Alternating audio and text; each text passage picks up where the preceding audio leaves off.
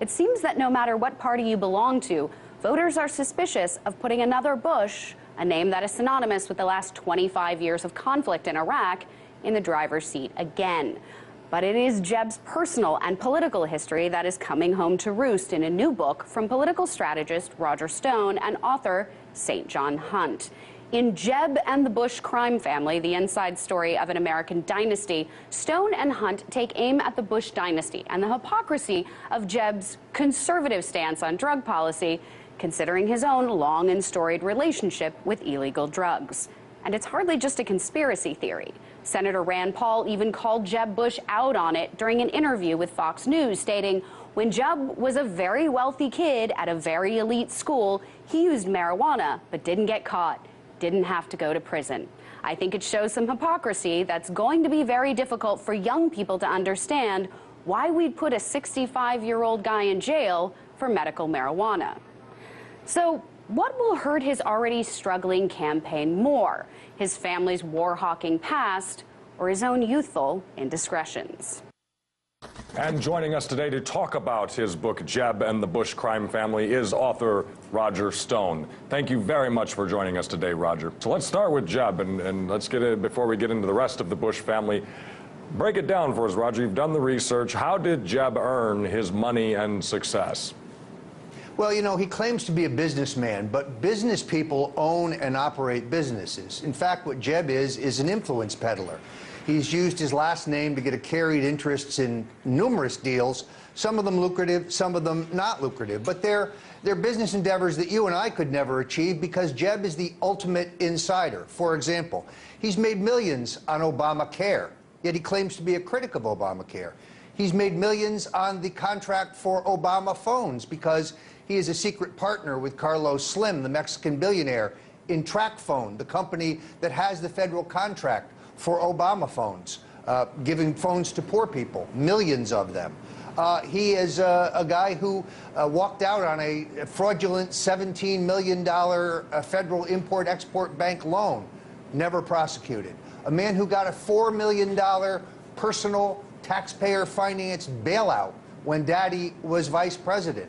A guy who defrauded an SNL for $3.85 million, which the taxpayers ended up picking up the tab for. So Jeb is the ultimate insider, and in a change election, his whole talk about taking on Obama and changing the culture of Washington is, of course, completely bogus. Yeah. Well, speaking of his rhetoric and his personality, what do you make of it? I mean, we've seen, obviously, in his campaign trail and the debates how low energy he is, that he's getting thumped in these debates by Donald Trump. So what do you make of his actual personality? Is there any substance behind it?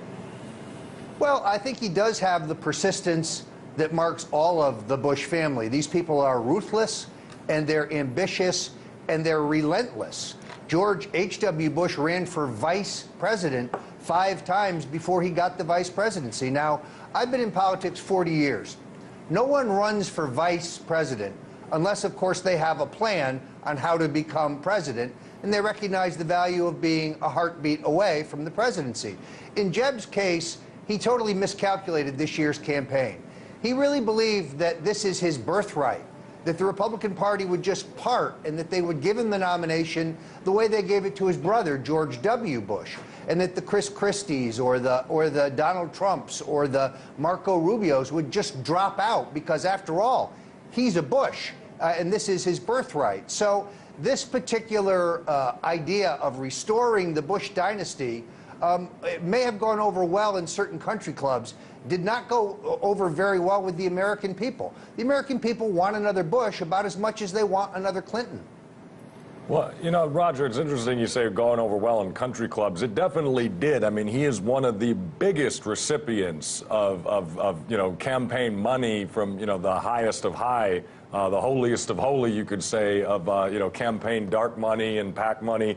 You know, where is he getting all this money, and and does it come from his connections on Wall Street? No question. He has $100 million that he raised in a super PAC. And he very cleverly, he started the super PAC before he announced his candidacy, so he was able to actively get involved in raising this money. Most of it was pulled together by Henry Kravis, who is a a leverage buyout expert, son of Ray Kravis, who played the same role for George H.W. Bush. But look at it this way. He has spent $66 million to date on network television. And he has, what, a fifth-place finish right now in South Carolina to show for it. He is outspending Donald Trump somewhere around 6-1 on television in South Carolina, even as we speak. I think it's very clear. It doesn't matter whether he brings out his mother on those rare occasions when she's sober, or he brings out his brother. The American people don't want another Bush. They recognize the failure of the Iraq War. They recognize the many questions surrounding the attack on America on 9/11.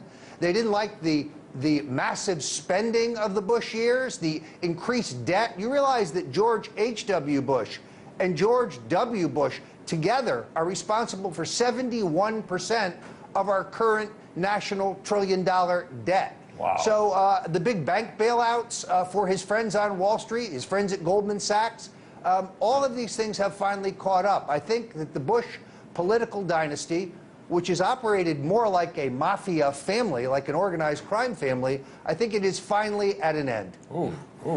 We talk about an organized crime family. It was during the time that his father was vice president. He was fighting a so-called war on drugs that young Jeb Bush, you allege in your book, was involved in drug trafficking. Now, what evidence is there for that? Yeah, there's actually three things. One, Congressman John LaBoudiere backs me up on this.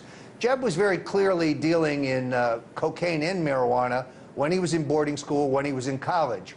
A veteran newspaper reporter at the Houston Chronicle has a very important report in my book about learning that Jeb and John B. Connally Jr., son of Texas Governor John Connally, and Dudley Farenholt, the son of Sissy Farenholt, a famous Texas Democrat state senator who ran for governor, were arrested by the Houston police for bringing a kilo of cocaine into Houston. That, of course, was erased from the public record, and they were never prosecuted. Additionally, you have numerous reports of Jeb's involvement in Iran-Contra. He was one of the principal movers, where, as you know, millions of dollars worth of cocaine were brought into the United States through Mena, Arkansas, where they had a friendly governor more than happy to take his piece. That would be Bill Clinton. And then that was converted to cash to illegally finance the Nicaraguan Contras on the ground in Nicaragua.